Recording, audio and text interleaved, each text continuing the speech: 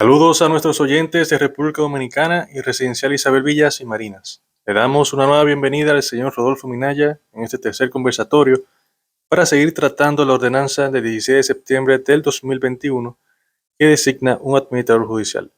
Trataremos específicamente el mandato número 2, que como pueden comprobar se encuentra en la página número 3 de la ordenanza, y este dice así: contratar firma de auditoría forense para exponer al juez los últimos 10 años de gestión. Este mandato, más dos videos que presentan el presidente Rogers del Instituto Internacional de Auditoría Forense Antifraude en el programa Sol de la Mañana y Entrevista 110 con Hassim, respectivamente, ha generado una lluvia de inquietudes de parte de los residentes y propietarios del residencial y queremos tratar esas inquietudes con el señor Minaya. Antes de entrar al tema principal, nos gustaría preguntarle, señor Minaya, ¿por qué usted tomó un camino legal contra 22 exdirectivos de la Junta de Vecinos? Bien, saludos a todos. Esta respuesta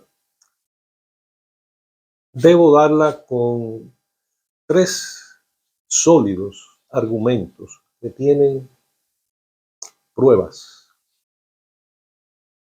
Y el primero es el más obvio,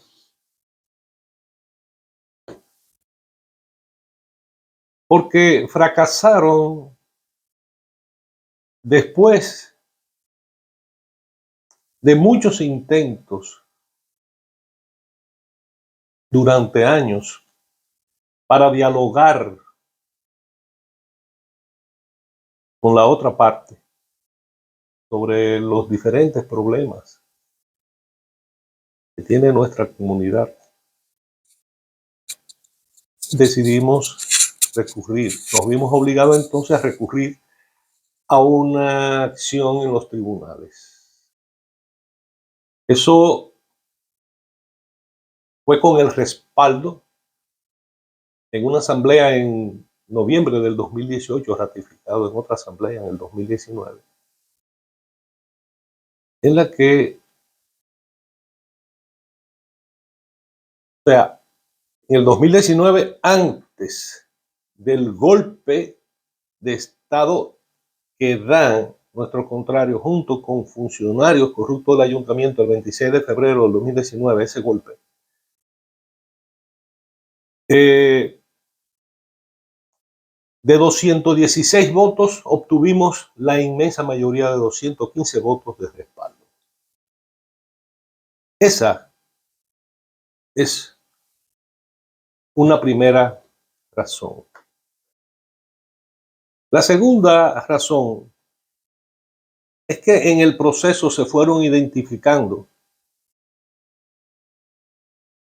22 exdirectivos que fueron demandados y se fueron obteniendo sentencias que hoy son 9, de manera que ya no se le puede llamar demandados, aunque hay otros procesos en curso, ya hay que llamarlos sentenciados. Esa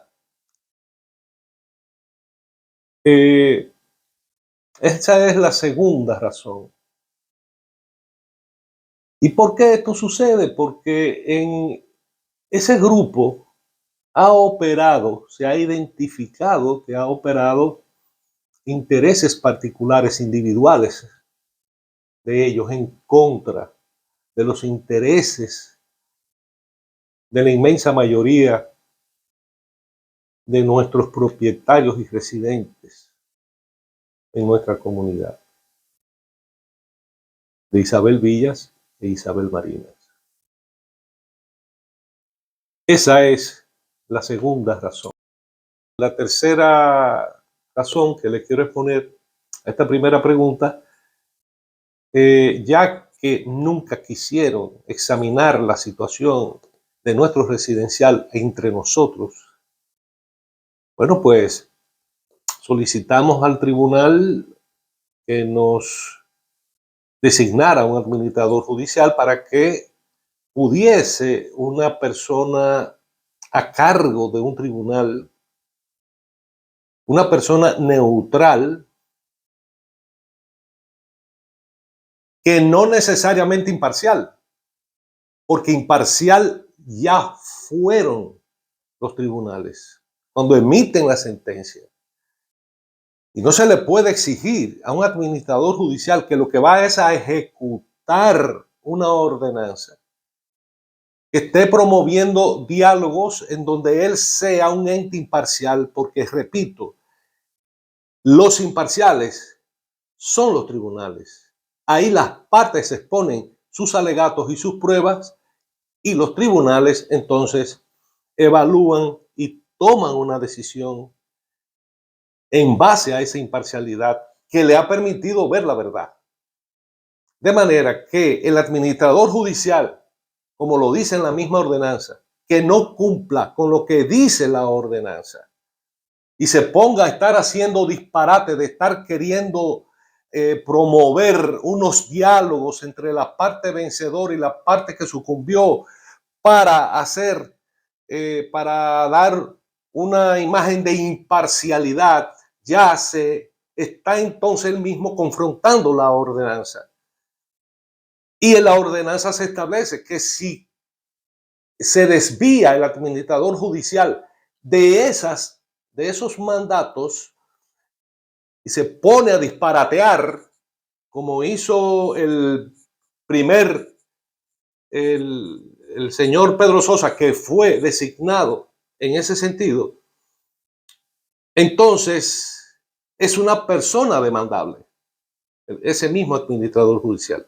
Y eso es importante que se tome en consideración como una gran experiencia, una gran enseñanza entre todos.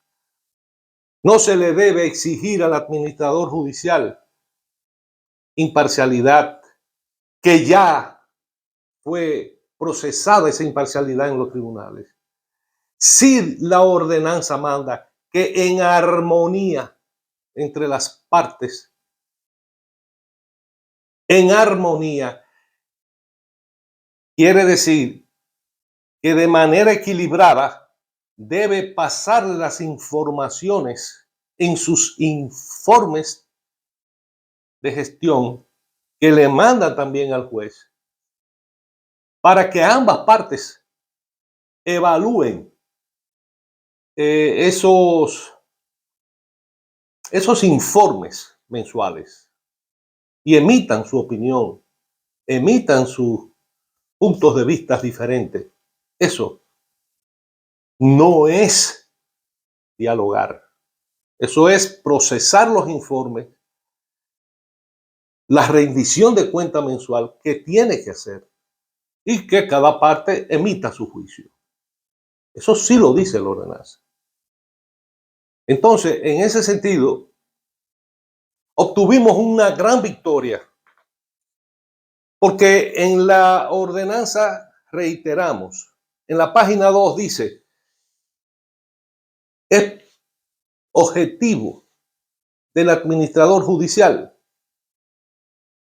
restaurar, restablecer, vamos a decir los sinónimos, reconstruir la institucionalidad en la Junta de Vecinos, que está destruida. Y por el otro lado, sanear la Junta de Vecinos. Con esos dos objetivos. En ese sentido, el administrador judicial tiene entonces 11 mandatos. Ya sobre el primer mandato conversamos en el segundo conversatorio. En este tercer mandato vamos a conversar sobre el segundo mandato que ustedes podrán comprobar en la página 3, que es la contratación de una firma de auditoría forense. Entonces, en ese sentido, estamos a la disposición de cualquier pregunta que nos quieran, sobre la cual quisieran que conversemos. Señor Minaya, ¿cuál es el objetivo de una auditoría forense? El objetivo de una auditoría forense, como en resumen, podríamos decir, de acuerdo a la exposición del doctor Rogers, el presidente del Instituto Internacional de Auditoría Forense, es buscar evidencias que permitan comprobar si existe o no fraudes o delitos en una entidad. Punto. Ese es el objetivo. Señor Minaya, ¿es lo mismo una auditoría que una auditoría forense? No, jamás. No es lo mismo. Auditoría forense es de otro nivel. Es una especialidad que incorpora técnicas, herramientas y ciencia que no la incorpora la auditoría común y corriente que conocemos, aun sea externa o interna. No. La auditoría forense incorpora conocimientos criminalísticos. Por ejemplo, tenemos también la psicofisiología para determinar eh, cuando una persona es investigada, cuál es su lenguaje gestual, corporal. Debe de conocerse estos avances que se ha tenido en el conocimiento del ser humano para identificar cuando una persona está siendo interrogada, miente. Eso por ese lado. Estamos hablando de conocimientos jurídicos, procesales, contables, financieros. Es decir, incorpora toda una serie de especialidades en la búsqueda de la evidencia. Porque también debes saber, los auditores forenses deben saber que tienen que presentar, como dice Rogers, en los videos de referencia, ¿verdad? Deben de saber presentar sus conclusiones a los tribunales. Porque también, si no lo saben hacer adecuadamente de acuerdo a los estándares del sistema judicial, pues la auditoría forense no ayudaría a clarificar a los jueces para determinar la verdad de las cosas, porque se trata precisamente de no acusar a nadie que no tenga vinculación con un fraude o con un delito, como tampoco se trata de que quien lo tuvo, su vinculación con fraudes o delitos, salga impune.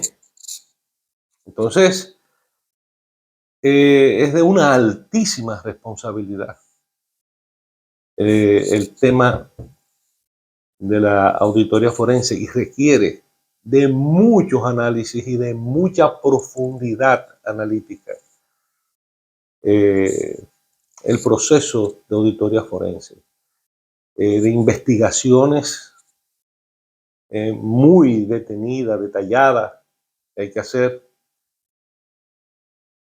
para ir buscando evidencia de si hay o no fraudes o delitos, o si hay determinados implicados en eso o no. Señor Minaya, ¿cuál es la importancia de una auditoría forense? Bueno, una gran importancia porque nos permite implantar una cultura organizacional en cualquier entidad de que se trate. Una cultura organizacional basada en la honestidad, la responsabilidad y la transparencia.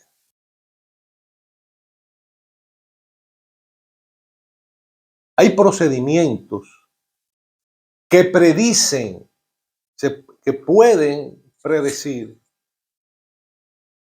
una desviación, por ejemplo, en el uso de los recursos. Y la auditoría forense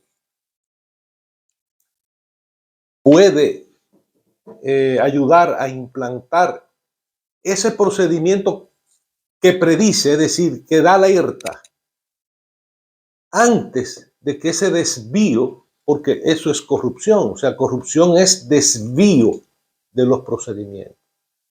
No necesariamente tiene que haber dinero envuelto, sobornando a nadie, pero es corrupción cuando se desvían las normas, el cumplimiento de las normas, los procedimientos, los estatutos, por ejemplo, las leyes, las sentencias, las ordenanzas. Bien, entonces, ese procedimiento predictivo se puede lograr en la auditoría forense.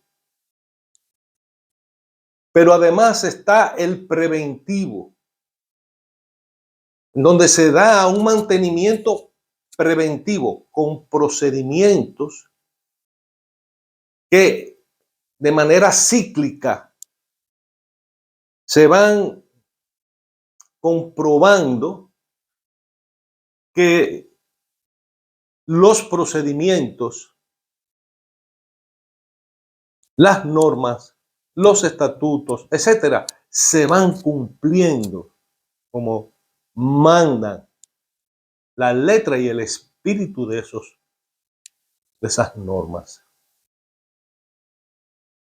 Pero también está una tercera, que es correctivo, pero correctivo a tiempo. Se pueden corregir desvíos y se toman medidas correctivas, es decir, que repare el daño cuando todavía es pequeño, que no se deje crecer un problema que después se hace tan costoso y cuesta tanto dolor o sufrimiento el resolverlo, como es el caso de la Junta de Vecinos. Se dejó, por falta de los debidos procedimientos institucionales, hubo una cadena de administradores y directivos que comenzaron a tomar decisiones medalaganariamente, ignorando normas desde el 2009, normas, estatutos, procedimientos, y lo hacían atento a jefes. Y llevamos 13 años en donde esos problemas han ido creciendo a un nivel tal que ha producido innecesariamente, por falta de una cultura de honestidad, de responsabilidad, de transparencia, de disciplina con respecto a garantizar que los estatutos y las normas que se desprenden de allí sean cumplidas en el área de seguridad, etcétera, etcétera, etcétera. Es una gran pena lo que le ha pasado a nuestra entidad, a nuestra Junta de Vecinos. Ha sido muy doloroso, créanme, ha sido muy doloroso. Para mí también. Se han dado tantas cosas. Pero fíjense que de todas maneras, todo esto, cuando estamos hablando de honestidad, estamos hablando de valores morales. Cuando estamos hablando de responsabilidad, estamos hablando de valores morales. Cuando estamos hablando de disciplina, estamos hablando de valores morales. Cuando estamos hablando de transparencia, estamos hablando que incluso hay una ley que es la de libre acceso a la información, que establece que su objetivo está establecer una cultura de transparencia. Y hasta eso, en una entidad como la nuestra, que es una entidad pública, la Junta de Vecinos, de carácter privado, debió haber transparencia. No una cháchara y politiquera y cosas de decir transparencia y transparencia y transparencia. No. Transparencia en los hechos. No había transparencia. Y de todo esto, todas estas desviaciones, ahora la vamos a resolver con el administrador judicial que va a funcionar sí o sí y que es una de las victorias que nosotros tenemos que celebrar.